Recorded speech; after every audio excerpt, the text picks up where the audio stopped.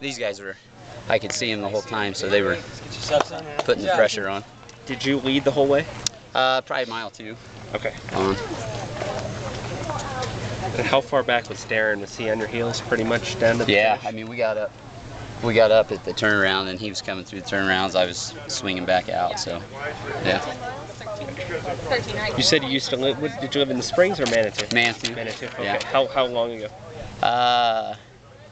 Oh man, 03. Okay. 8 years. And then you moved out to Iowa, Yeah. Cedar Falls? Yeah. For work or? Well, my wife's from there. Okay. So we actually started a running store out there finally. And cool. Yeah, so it's good. Have you run this It's hard race? to start a running store around here. Have you run this race before? I have. I ran it right before we moved back, I think, and I was maybe third or something. My wife won it quite a long time ago when she ran at UCCS. And you just came out from Iowa just now, or? Yeah, we got out here Wednesday night. Yeah. Yeah. And so you've been training at Iowa elevation, and you come out here at 10,000 feet. Yeah.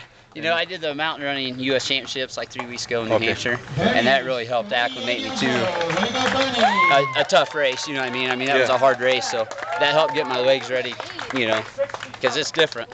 Yeah. You know? So. Was there a moment at this race where something happened where all of a sudden you think, hey, I might win this thing? When we finally hit the shade.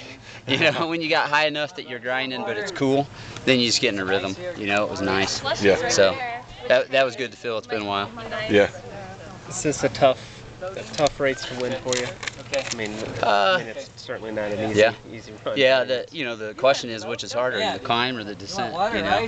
So the descent, you know, is tricky because if you roll too hard too early, and you cramp up at the end, you know, your legs are done. You're done. So I was keeping my eye behind me and trying to find a pace that, you know, was middle ground.